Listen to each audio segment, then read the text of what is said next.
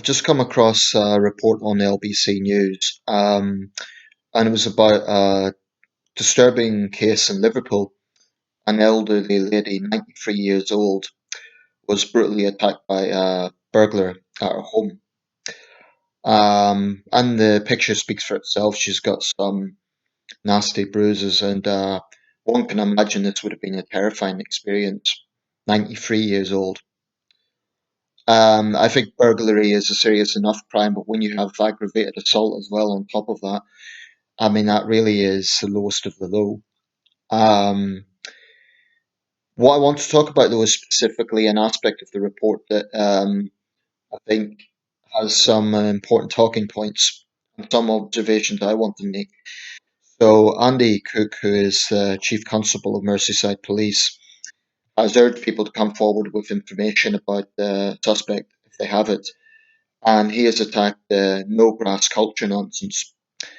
In fact, his words was he has urged the public, he's not beating around the bush about this, catch the scum who done this. Well, he's absolutely right. I mean, how anyone could look at that and not think that the perpetrator is scum, I don't know. Um, the report states the offenders, so it's plural, two offenders, broke in while the pensioner was asleep, and one of the men placed his hand over the woman's mouth to stop her crying out for help. A quantity of cash was taken from the house. Police said the unnamed woman was badly shaken and taken to hospital, suffering a shock and facial injuries. This occurred in the Vauxhall district of the city. But I want to tap into what the chief superintendent was talking about, this no grass culture. Um, Grass, incidentally, is British English. In the United States, I guess the term would be rat. Um, and I guess there's vernacular in other countries. But basically, it means someone who talks to the police. That's about the height of it. Um, now, I've never liked the term. Actually, in Northern Ireland, there was a specific term, tout, T-O-U-T. There used to be these threatening warnings that the paramilitaries would put up, police touts would be shot, which was basically if you speak to the police, this was during the Troubles, of course, you would be shot.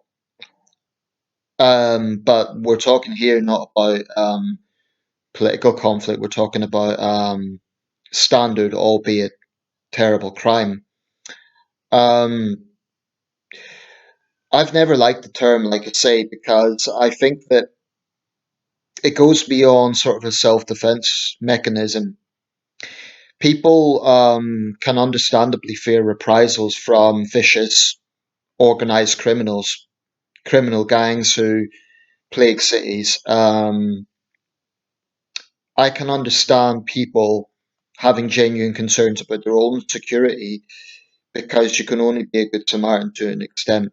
Although you would think that most people would have the conscience to try and bring the perpetrator of a crime like this to justice, particularly when the victim is a vulnerable person, in this case, an elderly lady. You would think it would be the same situation if it was a child or a disabled person, a vulnerable person. In an ideal world, people will come forward for any victim. I'd like to think if I was attacked and someone saw it, they wouldn't hold it back. But, I'm a healthy young man. So I think it's particularly gratuitous when the victim is vulnerable. Um, but there is a fundamentally rotten thing going on here, which is that in certain communities, whether you want to call them inner city areas, whether you want to say, and I guess I have to be careful how I say this, I don't want to talk in generalizing terms, but there are some communities that are kind of desensitized by crime. And so this culture kind of pervades whereby criminals are not only ignored, but they're even revered in some quarters. So in those sort of situations, people who do the right thing, people who report a guilty person, and I put a strong caveat here, a guilty person. I'm not talking about false accusations because that's despicable in itself. I'm talking about someone who goes to the police with information that they have about someone they know is guilty. They know that for a fact. and they're doing it because it's the right thing to do. Now, okay, in some circumstances, there may be an incentive, there may be like a cash reward or something like that. But I would say, so what? So what if they, as long as they're telling the truth, if they get a cash reward, if they have selfish motivations, that to me is a lesser issue than the fact that they're giving information that a dangerous criminal that could lead to the apprehension of a dangerous criminal. So I don't really care if they get some money for it. Now, in the sort of communities I'm talking about that enable this culture of defending criminals, that's stigmatized because the criminals are respected. But is this genuine respect or is it respect through fear? I think it's kind of a bit of both. I've seen young men who admire gangsters. This is what I hate about the whole, I'm just going to say it, rap culture. I genuinely think it does turn thugs into heroes. And I don't want to go off on a tangent here, maybe that's for another video, but there is something fundamentally rotten about admiring crime and criminals. I think that people can have an interest in that subject. I mean, I won't lie, I have an interest in crime. I will watch documentaries about serial killers, but I have the integrity and the conscience to know there's absolutely nothing admirable about what these guys do. They're monsters. And there can be a whole philosophy over, are we all hypocrites because we take an interest in it? I've just watched The Silence of the Lambs. First time I've ever seen it in full, actually. Great film. You can see why it got acclaim. Not to go off on a tangent. Let me just summarize it this way. If you're using the term grass, and I don't mean in the defensive sense like I'm not a grass, I'm talking about in the sense of attacking another person, then as far as I'm concerned, you're either a criminal yourself because you're on the wrong side of the law, or you respect criminals and you're enabling them, or maybe you're a coward and you're scared of criminals and therefore you want to threaten others to kind of make yourself look good. I'm not talking about people who are defending themselves and saying I'm not a grass, but what I would like to see is this term stigmatized in itself. I don't mean people accused of being grasses are stigmatized. I mean the term itself should be stigmatized, and people who use it should be stigmatized because they are criminal enablers. You know, people who go around saying, "Oh, police grasses will have the windows put in." As far as I'm concerned, they're either the criminals themselves or they're friends of the criminals, or they are part of a culture that is enabling this sort of crime. I think most people would look at this case, including many offenders themselves, and say, "Oh, that's despicably attacked an old woman." But I would extend that to any crime, even shoplifting. So if someone informs on a shoplifter, and you call them a grass, well, what about the long-suffering shopkeeper that has to constantly replenish their stock?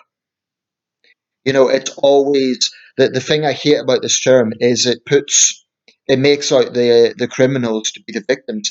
If they don't want people grassing on them, then they should stop committing crime. There's a fundamental issue here. So I really have no respect for people who use that sort of terminology. And look, I understand there is lack of trust in the police in many areas. I understand, for example, when people report crimes and nothing is done, or the police don't take people seriously. A lot of police forces, and I'm not talking necessarily about Merseyside police, but different forces sometimes attract controversy, and it's entirely their own making. I mean, when we look at the grooming gangs case, when the police turned a blind eye to that, you can understand public anger. So the police need to remember that when they're appealing for help, they need to be consistent. They can't turn a blind eye to one crime and appeal for help on another. And frankly, that's what happened with the grooming gangs situation. But there has to be a fundamental decency at play here. It's not about being a saint, but just being a decent human being.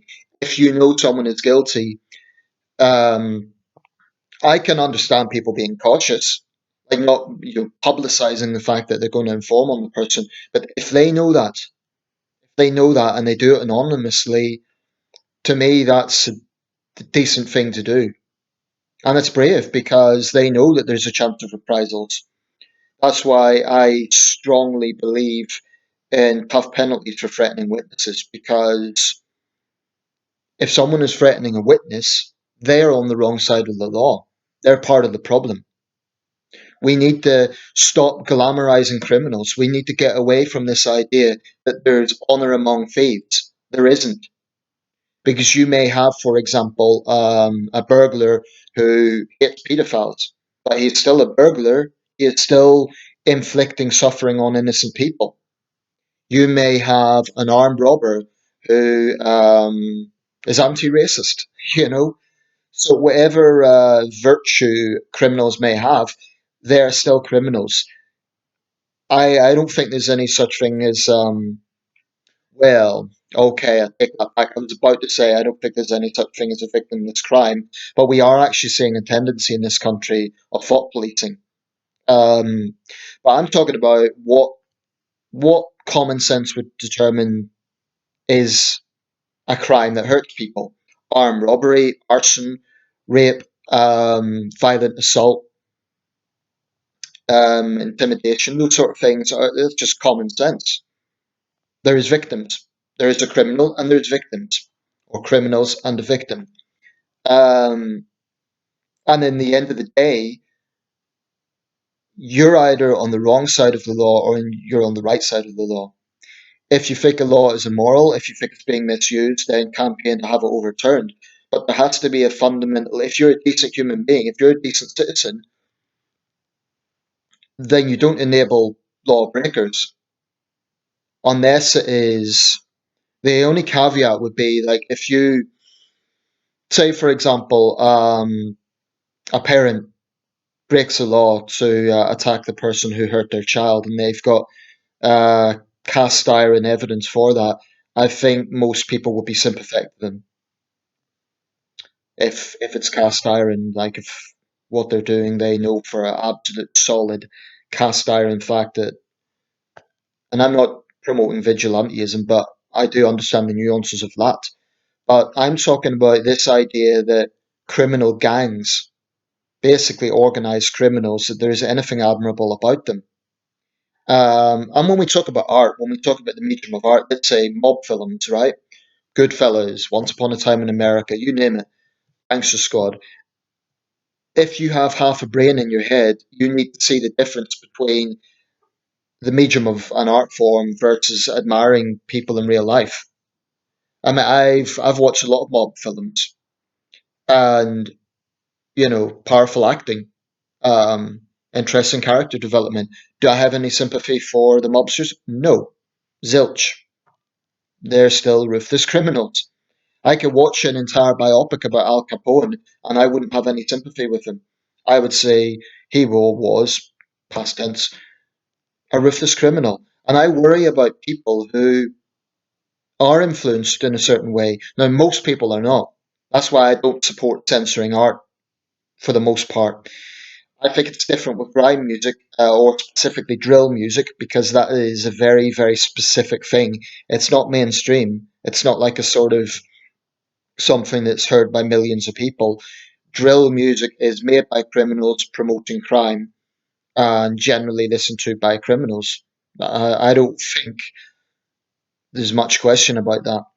Um, but anyway, just round this up. I can, if you have a family member and someone informs on them, instead of attacking the person who has informed on them, why don't you say, well, why have you brought our family into disrepute?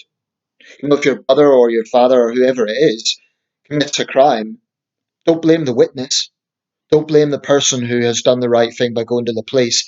Blame them for bringing your family name into disrepute and being a criminal. If they're innocent, and someone has made false allegations against them, that's a different thing. That isn't grassing, that's making false allegations. But suffice to say, I detest the term grass because I believe that the only people who use that term are either criminals themselves or cards, and I use the word cards, who are enabling criminals. I use the word cards because they're only protecting themselves. And it's not just a case of being cautious, they're going beyond protecting themselves to harassing witnesses. You know, when people say to someone, "Oh, you're a grass," if you inform, and it's even more despicable when someone has been a victim themselves and they're actually trying to get justice for themselves, and then they're labeled a grass because they want justice. So I think we need to stigmatize this term. I think we need to shame people who use the term because only by recognizing what this culture is, I think can it be tackled. It needs to not be normalized. And in too many communities, it is. And I accept that this is not an easy thing to do. You know, when you have like institutionalized mentality, it's very, very difficult to overcome. We have everyone who are, you know, they don't trust the police. This is what I would say. Even if you don't trust the police, don't do it for the police, do it for the victim. Okay, even if you hate the police, you think that they're whatever, just consider what if that was your grandmother? We'll leave it there. Let me know your thoughts.